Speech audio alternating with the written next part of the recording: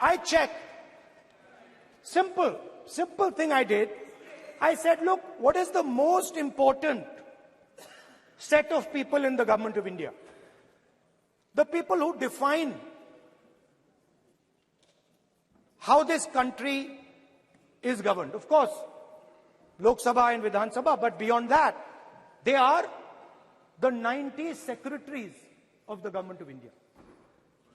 90 people, secretaries, are responsible for managing the core of the government of India.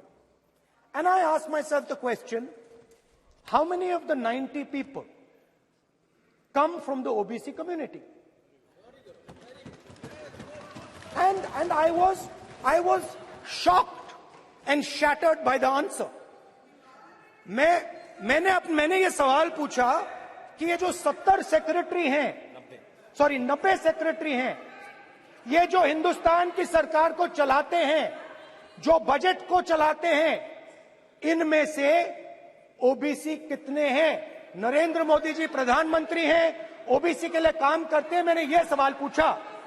मैं आपको जवाब देना चाहता हूं, हिंदुस्तान के सेक्रेटरीज 90 में से सिर्फ 3 ओबीसी से हैं। और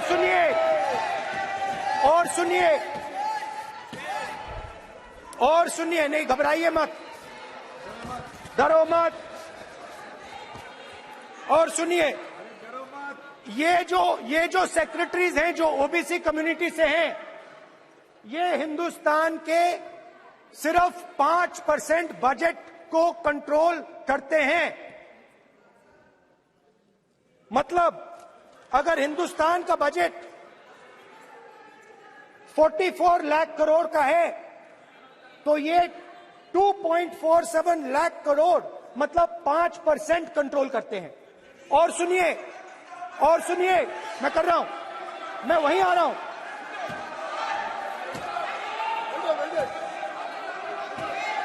मतलब ये जो है ओबीसी की बात नहीं सुनना चाहते, ओबीसी की बात नहीं सुनना चाहते, ओबीसी की बात नहीं सुनना चाहते, ओबीसी की बात नहीं सुनना चाहते। आप ओबीसी के खिलाफ हैं, आप ओबीसी के खिलाफ हैं, ओबीसी के खिलाफ हैं। ओबीसी के अधिकार के बारे में नहीं सुनना चाहते, ओबीसी के बारे में नहीं सुनना चाहते, ओबीसी के प्रति न्याय नहीं चाहते, ओबीसी के प्रति न्याय नहीं होना चाहिए। ये सी दे नॉट शोइंग ये जो है, हाँ, मैं माननीय सदस्यों से आग्रह करूंगा, एक मिनट रुकिए। माननीय सदस्य से मैं आग्रह करूंगा, एक तो ये महिला आरक्षण बिल है और दूसरा सभी माननीय सदस्य समान है। डरो मतो ये शब्द इस पार्लियामेंट में नहीं बोलना चाहिए।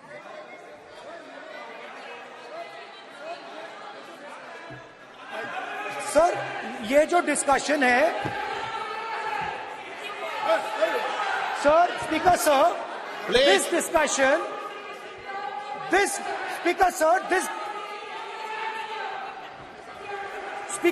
this discussion is about the transfer of power to the people of India. The women being one group of the people of India and the OBC community being another group of the people of India. And I am elaborating that the OBCs, who number a huge percentage, have 3% of the 90 secretaries of this country and control and define 5% of India's budget. This is an insult and a shame to the OBC community. ये OBC community का अपमान है। तो सवाल उठता है कि इस देश में कितने ओबीसी हैं, कितने दलित हैं, कितने आदिवासी हैं, और उस सवाल का जवाब सिर्फ कास्ट सेंसस से मिल सकता है। अभी हमारे साथी सांसद अभी चले गए। उन्होंने कहा देश जो लोग चलाते हैं, अब सब लोगों की अपनी अपनी समझ होती है।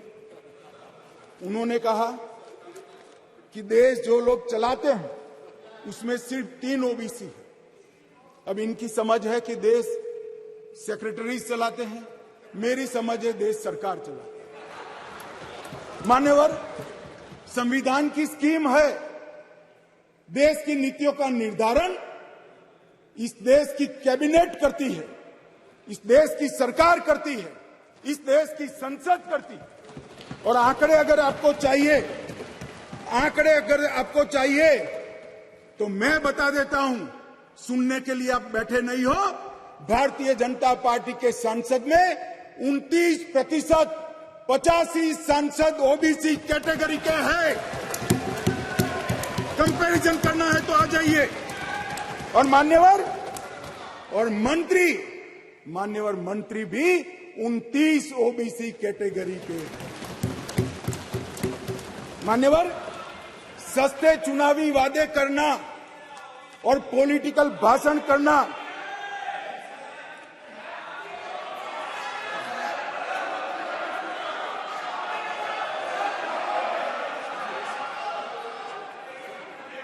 दादा, नए सदन में तो उम्र के हिसाब से कुछ करिए। मान्यवर, बीजेपी के ओबीसी एमएलए 1358 में से 365 है, 27% है। ये सभी ओबीसी का राग आलापने वालों से ज्यादा है।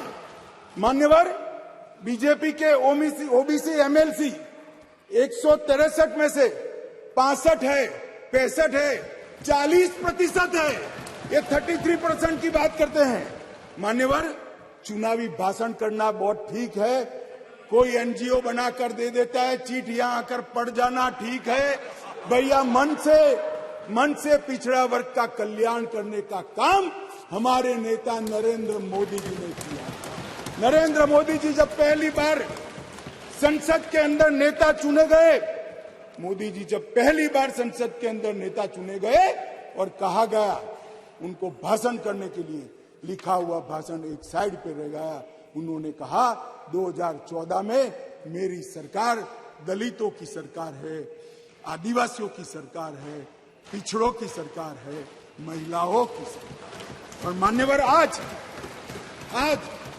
देश के 80 करोड़ गरीबों को घर, शौचालय, बिजली, पानी, दवाई, गैस का सिलेंडर और खाने के लिए अनाज देने के बाद आज माताओं के लिए 33% आरक्षण नरेंद्र मोदी जी लेकर आए हैं।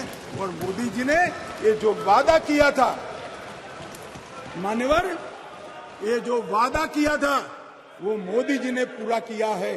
और ये सारे जो ओबीसी का राग आलपते हैं, उनको मैं कहना चाहता हूं, आपकी पार्टियों ने कभी ओबीसी प्रधानमंत्री नहीं बनाया, भारतीय जनता पार्टी ने ओबीसी प्रधानमंत्री बनाया।